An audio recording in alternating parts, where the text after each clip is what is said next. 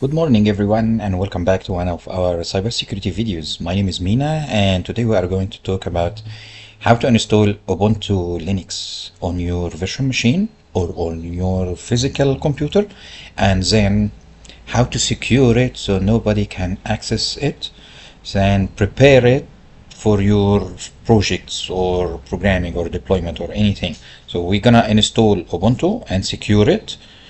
I will give you some steps. I think these are good steps. If you have more, just write it in the comments on the video itself, and I will look at it, and maybe if I see some good points, I will make another video and show you how to use these features. So these are some of the commands. I will go through it right now, but we'll go through it step by step once we install the machine itself. So I'm just giving you go through what I are going to do today. So basically I will install Ubuntu and then secure it so nobody can access it, and then open only one machine to be able to log into it, so you can SSH into the machine from your computer and only your computer.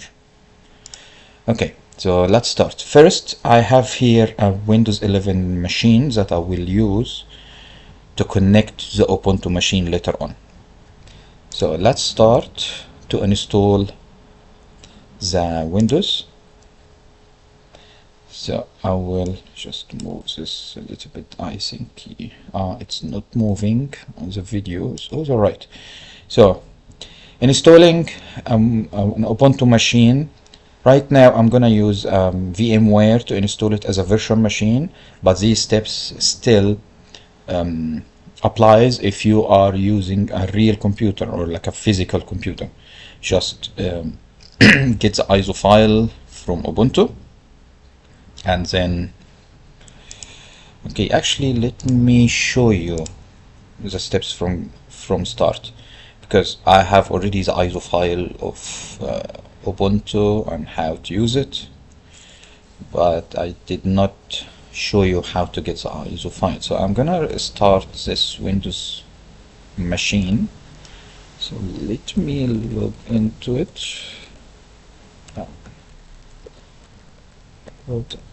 Password.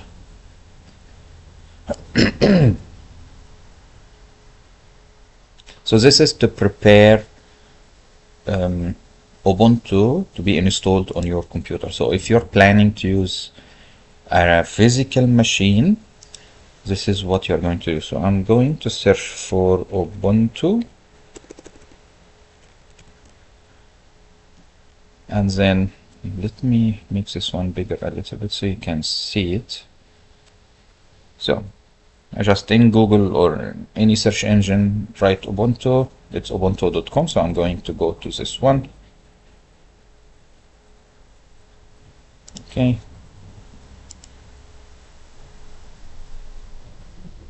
Now you go to download.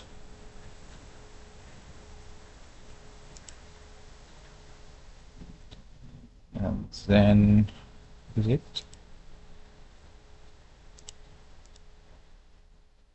Yep, so I'm going for the server because I need the Ubuntu server.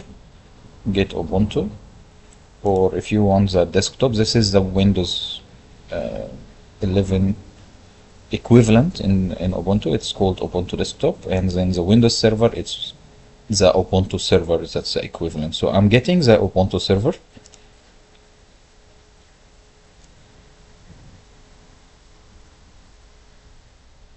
Not doing anything. Come on. Yep, it's a little bit slow. So you are going to download this one. Need that. Just this machine has been used for other stuff.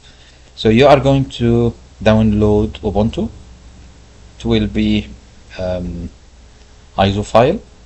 Then use another two if you are planning to install it on a physical machine. you can use that tool. So you can use a tool called Rufus. This will create a bootable USB for you that you can use on your physical machine and boot from it. So first you download the file. You will have an ISO file. It's around 3 gigabytes. So you're gonna need a minimum 4 gigabyte USB drive to make it bootable.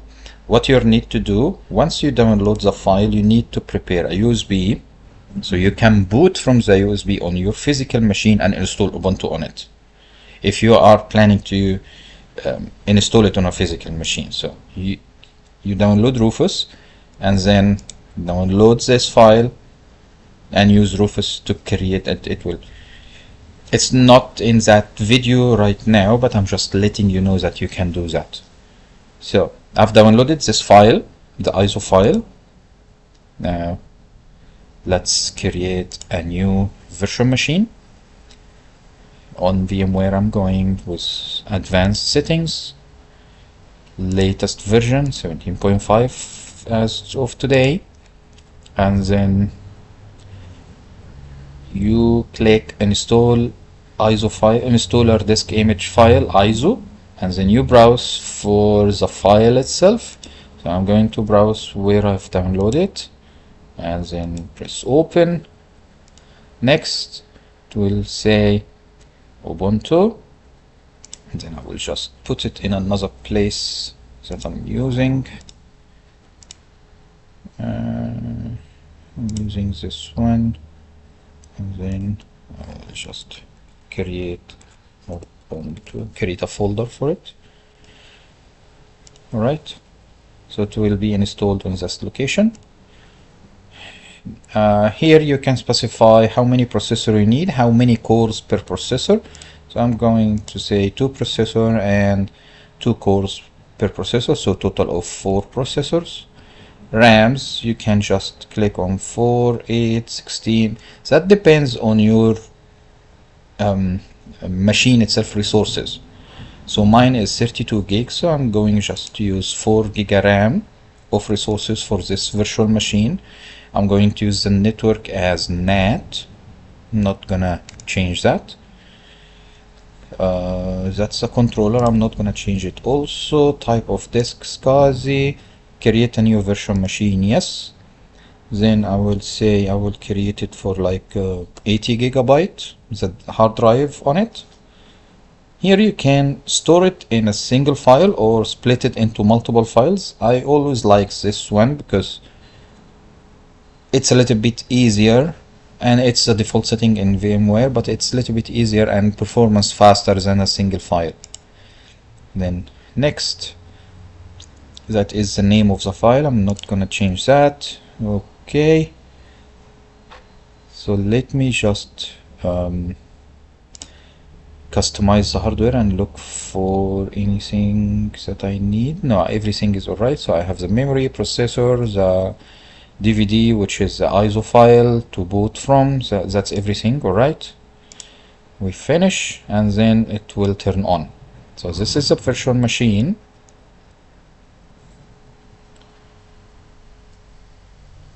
Let me see if I can make it a little bit bigger. Yep, that's better. Okay, so let's click into the virtual machine and then install Ubuntu server. So I'm gonna press enter.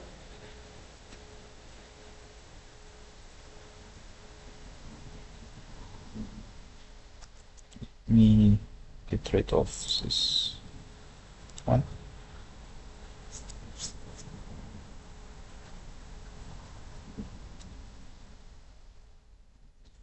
I'm gonna use English as a language. Alright, done. Here it will install, as you see, Ubuntu server. There is an X on it, or minimized is like a customized small version, and search for third-party drivers. I'm not gonna change anything. I'm going to use the actual server, not the minimized one, like the full version, I mean. And then it's gonna take an IP from the router. Okay, there is no proxy. Just press enter again. Here is gonna test connecting to the server online, the Ubuntu servers online, to get the installation. Everything is alright, and as you can see, the mirror location path test, so everything is alright. This means the machine itself has a connection to the internet. Configure the hard drive, yes, XX, don't change anything for now. So it's gonna say use the entire disk, and then I'm gonna go down until I see done. Press enter. Everything is done. Press enter. It's gonna tell you it's gonna destroy the hard drive. Yes, I don't have it, it's already new. Now let's put your name. So I will just put Mina. Server name, let's say Ubuntu SRV. It's just any name. Now for the username, I will just say Mina and then create a password. This is account that you are going to use to log in. Then press down, arrow down, and then press done. This is the support if you have Ubuntu Pro. We don't have it, so I'm just gonna continue. And here is the important part. You need to install OpenSSH server. So I'm going to press space so I can take that. OpenSSH server, it's the tool that will allow you to connect to the machine from another machine. Because if you have your physical machine Ubuntu server and then you put it somewhere and you need to remotely log into it and update it, let's say, or do anything on it, let's say you don't have access to the machine, you can remotely connect to it. So this one will allow you to do that. So ticket, install OpenSSH server. Even if you didn't do that, you can install it later on the machine. And then I'm not gonna change or use any of these, so I'm gonna go down until I see done, and then print and enter. And now it's installing everything. While it's installing, so the idea of this video is to tell you how to install the machine, secure it, and then open a port and allow it for only one machine to log into it.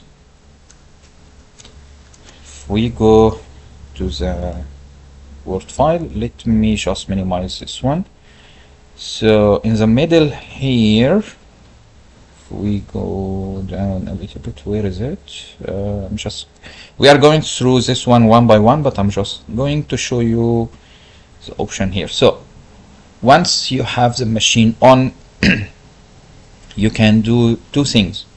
Because we are going to secure it, nobody can connect to it, but we'll allow a whole subnet. So you can say your internal network to be allowed on the machine, or the ones that I'm going to use that allow my computer only to connect to the machine. So we are going to see this later on once the machine is installed. Let's go back to the beginning. So let's see. Now everything is done, so I'm going to reboot now. And I forgot something. You need to shut down, because it's gonna tell you failed. Once you reboot, it's gonna tell you failed, and because it's the ISO file is still inserted as like a DVD or a CD-ROM, so we are going to shut it down. Once the installation is done, you need to edit the settings, and on the DVD or the CD-ROM, because it's already using the ISO file, you just need to, it's like as a physical machine, you need to take out the USB or the DVD. So I'm just going to say auto detect and do not use the ISO file, so it can reboot from the hard drive itself, and then power it up again. So I removed now the USB or the ISO file. What's this? Cannot connect. Yeah, no problem. It's just because you removed a device.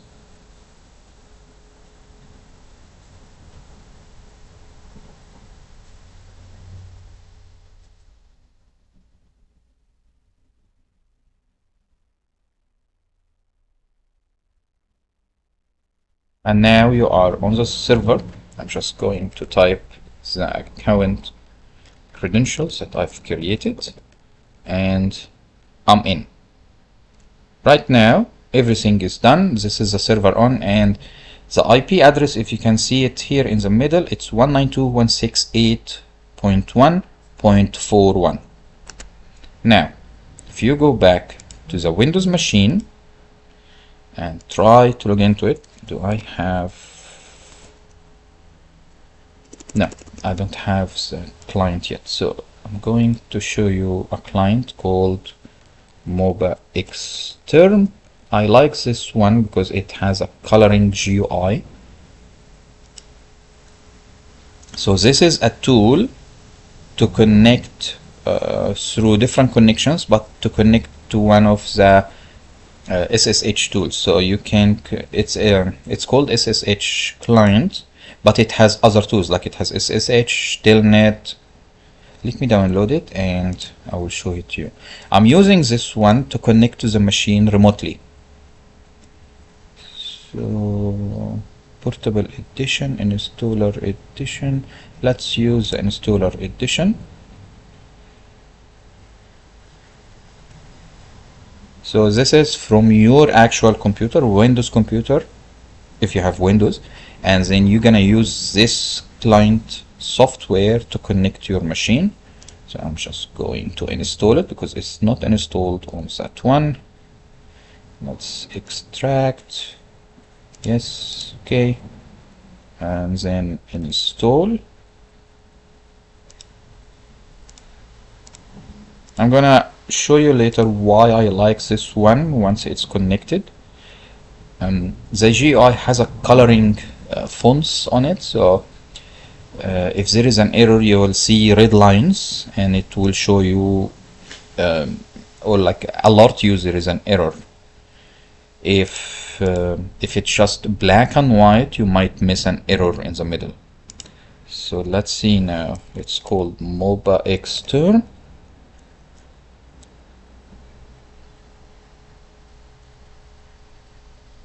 Let's close this one, I don't need it. And do you want to allow public access? Yes, I want. So now session, you have SSH, Telnet, RSH, XDM, CP, RDP, VNC, FTP. So there are lots of types that this client can connect. I'm using SSH because it's going to connect to the Linux machine. And now we'll put the IP address. Was it 41 or 42? So this one is 192.168.1.41. That's the IP address of the virtual machine. So we put, and then specify, you click on specify username and then type Mina and then port 22. You don't change anything on the settings for now. I'm going to show you later on. So I'm going to try to connect to the machine. Press accept and then it's asking for the password. Putting the password in. Do you want to save the password? No. And then I'm connected to the machine. This means because I've installed OpenSSH server during the installation. Now this means everyone who has access to the machine can connect to the machine. Now we are going to secure it. So I'm going to close this one for now. Let's see. First let's open the command prompt. Let's see if I can ping it. 41. Yes, I can ping it. Alright, so now the machine is open to everyone to connect to it on your network, and if you have a public or a static IP, a public static IP, it will be open for everyone. So anyone can start brute forcing the accounts of passwords and can get into it. Now we need to secure it. So let's minimize this one and start with our nodes. So first thing, you need to update the system and reboot. So we are applies the latest security patches and reloads the kernel so fixes take effect. We are going to use this code and this one. Unfortunately, in the virtual machine, I don't think you can copy and paste, so we'll have, let's see, if I copy this one, let's copy, then go back to the virtual machine, try to paste. No, it's not gonna paste. So for now, I'll just need to type it for the first time. Or yeah, actually, let's do it from mobile external because it's easier for us to use.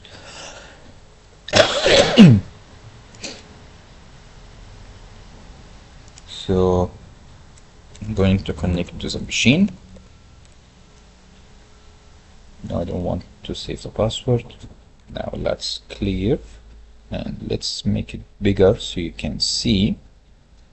Now I will copy the commands and insert. So that's the first command.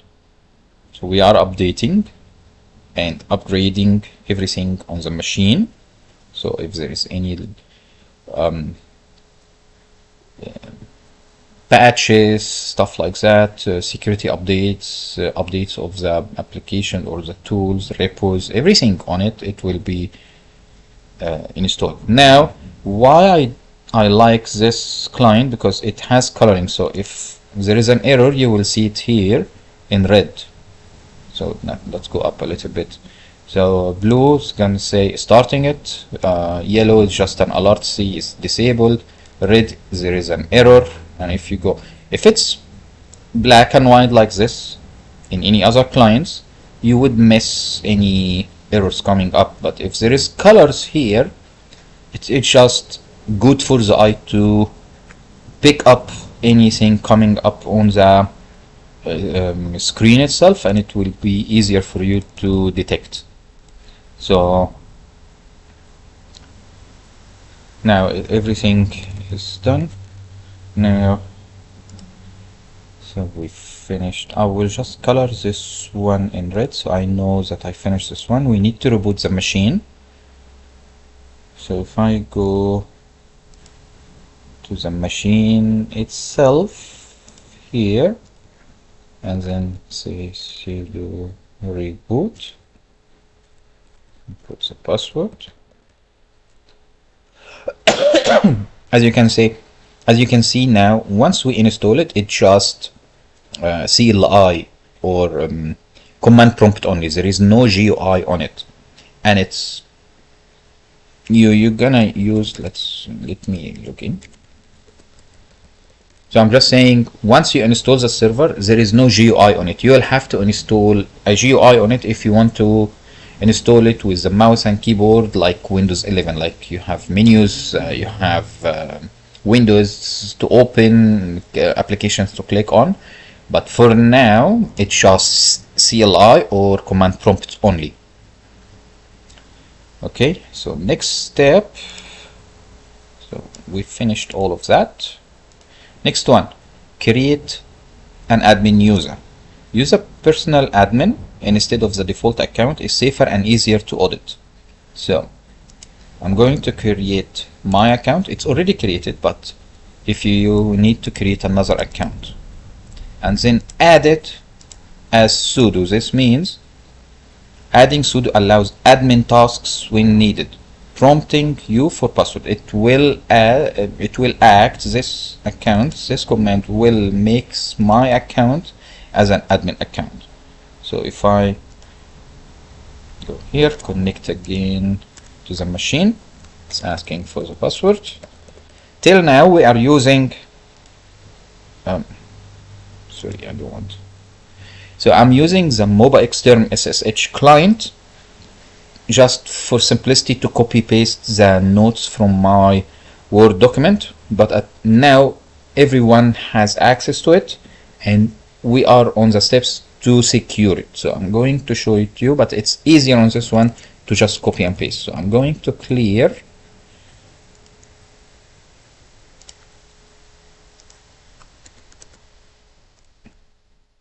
Copy paste.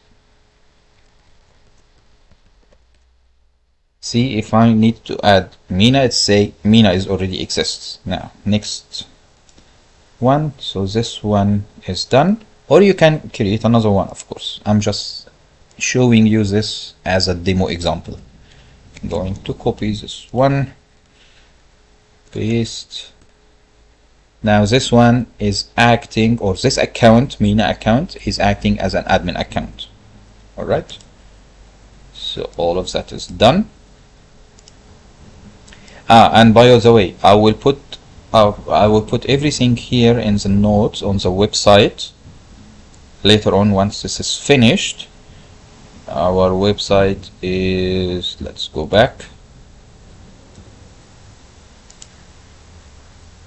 So if you go to www.cybersecureworld.net, I hope I write it right. Yeah. And if you go to cybersecurity tools, technology, fun videos, everything on this one. So if I go to cybersecurity, let's close this one. And here you will see all the tools and the videos and the description of everything. Right now, or at least while I'm recording this video, the file is, or the page is not here yet, but once it's uploaded, I will create a page. You click on it and you will find all the notes on it and all the commands I'm using it. Alright, so let's close this one for now, but I'm just letting you know I will put everything here on a web page so you can follow it and copy paste. Now we start securing the virtual machine. Adding your public key to the admin user. This is SSH hardening. So key based login is much harder to brute force than passwords. I'm going to actually, let's copy all of the command. Copy and just paste. So you can copy all of them at once and press enter. Everything is done. Okay, so we've finished this one, and actually I've put some explanation to every section so you know exactly what you're doing. Now securing the SSH server settings, blocks, password and root logins, and clean up idle sessions. So I'm going to copy that, go back here, insert, all done.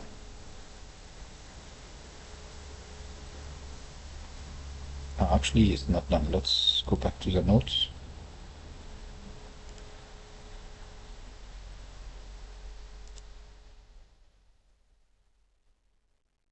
Let me minimize this one so I can explain it. Now we are going to open sshhd_config.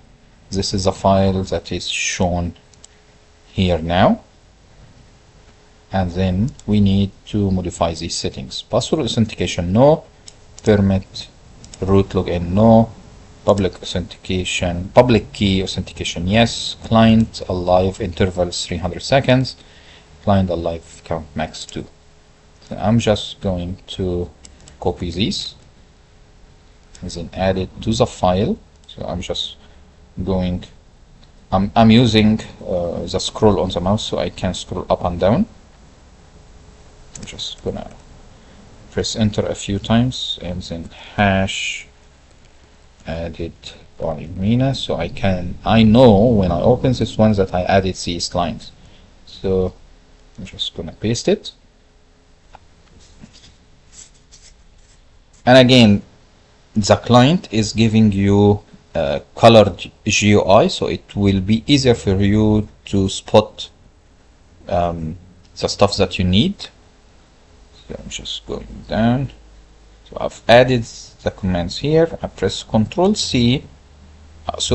X to save, and say save modified buffer, and press yes. and then press enter. The file is saved. Something is sudo. Yeah, sorry, because it was pasting the commands here. So if we go again,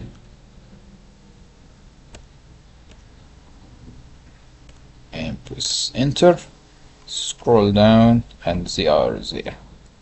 Press Ctrl X to go out, to exit the file. Now, so we finished all of this section.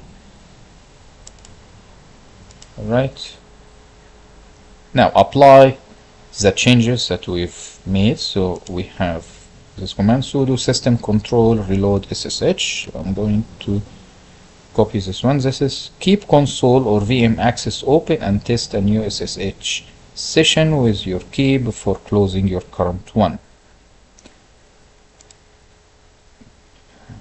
Let's paste it, and then alright, so everything now is reloaded with the new settings. This one is done also. Now setting time zone, automatic updates, firewall, and fail to ban. These are the settings. Set the correct time zone. Accurate time is essential for logs and certificates. And because I'm in Melbourne, so I'm gonna set it to Melbourne. Let's go back, paste. Alright. Yeah. This part is finished. Install security helpers, enable auto security updates, simple firewall, and a brute force protection.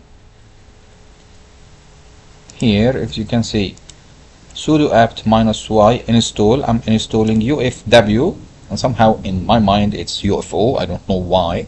So UFW, it's Ubuntu firewall, and then I'm installing fail to ban, unattended upgrades, and then package, reconfigure, priority, low, unattended. So these are the commands to do this part. So I'm going to copy and go back here, insert. As you can see, red, there is an error, and you can configure it or like troubleshoot it later on. Automatically download and install stable updates. Press yes, and everything is done.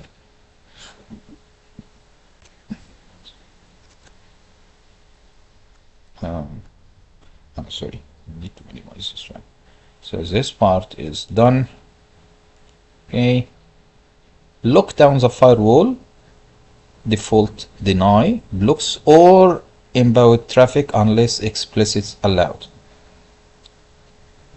So sudo firewall default deny incoming, and sudo firewall default allow outgoing. This means nobody can connect to the firewall through incoming connections. So we'll copy these for now. So I'm going to copy this one. I'm lazy to type it down. Now, as you can see here, default incoming connection policy is changed to deny. Default outgoing policy changed to allow. So you can connect from your computer, from your Ubuntu machine to the internet, but nobody can connect to it right now. Still, once you do this, you need to do the last part, which is enable the firewall. So I'm going to do that on the machine itself so I can show it to you what's going to happen. So sudo UFW enable. So I'm not gonna use the mobile extern. I'm going to close the session for now. Come on. Let's close it. Doesn't want to close. Why?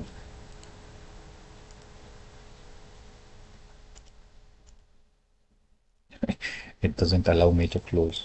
Yeah, here. So I'm going to terminate it. I'm closed. I'm going out of Windows. I'm going back to the Ubuntu itself. So I'm going to use type Ubuntu UFW enable. Put the password. firewall is active and enabled on system startup. Alright, now let's reboot.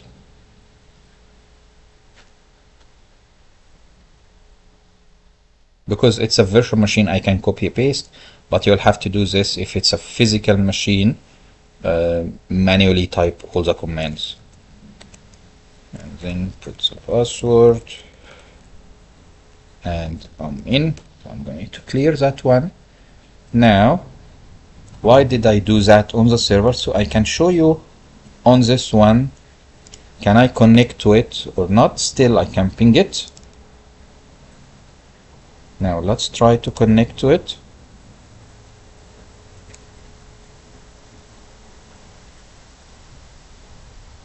Sorry, not this one. Where is it? It's that one. So I'm trying to connect to the IP address of the machine, and as you can see, it's trying, but nothing is showing up because the firewall now is in effect and it's blocking all connections. So right now the machine is up, can connect to the internet, you can see it, you can ping it, but you cannot connect to it. So if you leave it this way, you'll have to physically be on the machine itself so you can do everything you want. If you want it like this, it's alright, but if you want to be allowed to connect to it, I will show you how. But now let's see. Let me make it bigger. So network error, connection times out, and session stopped. So the firewall is blocking any incoming connections. You cannot connect to it. Let's close this one. Go back to our notes. So we finished this part. Now the machine is secured completely. Nobody can connect to it, but you need to be able to connect to it. Here in this part, optional, allow SSH only from your admin device or subnet. If you are in your home or your office, in your subnet, you need to allow all machines or all the subnet to connect to this one. If you want to do that, you can do this command: sudo firewall allow from, and then put your IP network address, not your IP address, not the machine, the whole network address, /24 or whatever the configuration, to any port 22 proto TCP. This means you're allowing the whole subnet.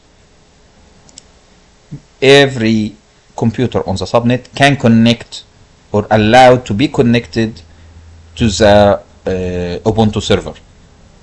If you want to do this you're allowing every machine in your network. For me, it's not secure enough, or like I just want one machine only to be connected to. So if I want one machine to be allowed to connect, which is my machine that I'm using, you need to use sudo UFW, which is a firewall, allow from one IP address to any port 22 proto TCP. This means you're allowing only one machine, and this means your machine has to have this IP address all the time. If the router changes it through the DHCP, then you'll have to modify this one, or in your router make your IP is static and the router will not change it. It will always give your computer this IP. I'm just putting any IP address, but how you specify the correct one? So you go to your Windows machine, open your command prompt, let's make clear CLS, and type ipconfig, and my IP address here is 192. Let me make it a little bit bigger for your eyes to see. 192.168.130. So this is the IP address of the machine that I want to allow to connect to the Ubuntu server. So I'm going, so that's ending with 30. So I'm just going to change this one to 30. So you need it like this. So to any port 22 proto TCP. So I'm going here now. I'm on the virtual machine or the Ubuntu server. So I'm going to say sudo ufw enable from. Let me go back to the command again. I want to, so sorry, allow from, not enable here. I thought something was wrong when I type it. Allow from IP address 192.168.1. What was it again? 30. So I'm allowing it to 30, and then to any, what was it again? Port 22 proto TCP. So to import 22 proto TCP. Put the password.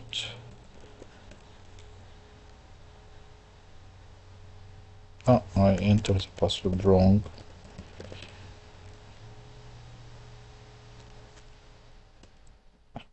UFW, not UF only. So we can just go.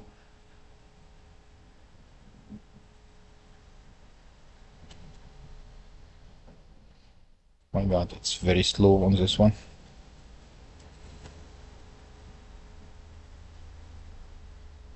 Just getting the cursor to UF because I've missed the letter W in it.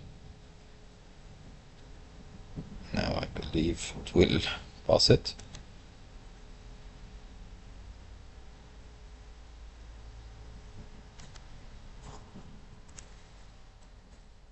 Come on.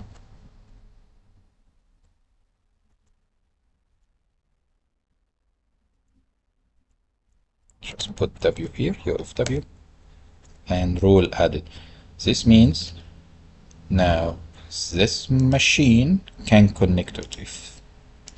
So last time when I tried to connect to the machine, it was connection timeout. Now let's try to connect to it. And now it's asking to enter the password. So now, now the firewall is allowing this machine to connect to the Ubuntu machine. Alright, let me clear and continue with other notes. So this section 4.4 is very important for you once you've enabled the firewall. Now let's check the status of the firewall itself. So I'm gonna paste, enter the password. And now default deny, let me make it bigger a bit. Default is deny incoming, allow outgoing, disable routed, and we have allow this IP address. So you know now what is allowed on your firewall, on your Ubuntu machine, and if for any reason your computer cannot connect to the machine, you jump in here and start troubleshooting the rules. Maybe the IP address has changed.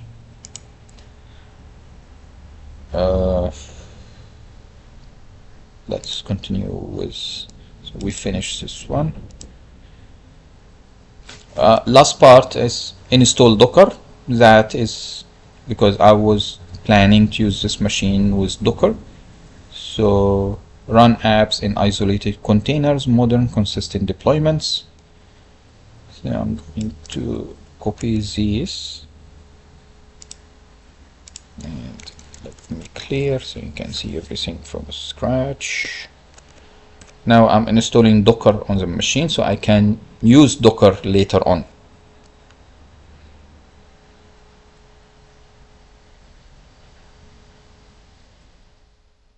As you can see, the coloring is good for the eye, so you can see here in green say executing Docker install script, commit, and then everything. Still red means there is something wrong. You can troubleshoot it later on if there is an error warning, and it means yellow means warning and you can read about it. So Docker version is 28.5.2. This means it's already installed and everything is alright. So I finished that one.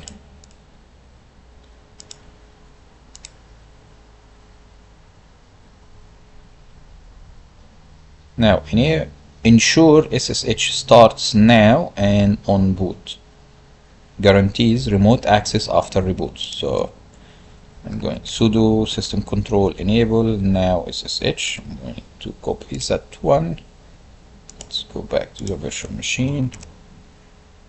Alright, there is no red, means there is no error with the command executed. If needed, recreate the admin user SSH folder, but we've already done that, so I don't need to do this part yet. If you have another account, you need to do that. So I'm just going to put this in red. And first remote login test, which we've done already, so this one is red also. This means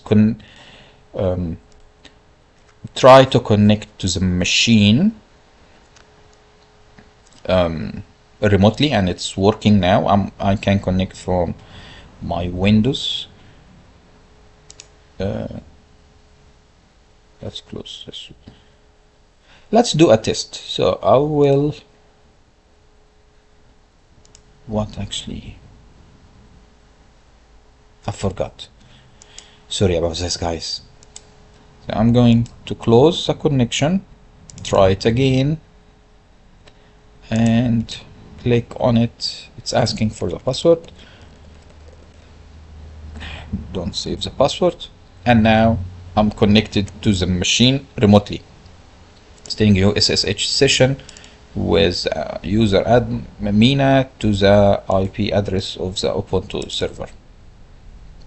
And this is how you install Ubuntu server and then secure it and allow only one machine or allow only one subnet, or I mean the whole subnet, to connect to it. If you are in an office environment where you have different subnets, you'll need to route it through the router for the networks, and then to be able for the Ubuntu machine to see other subnets.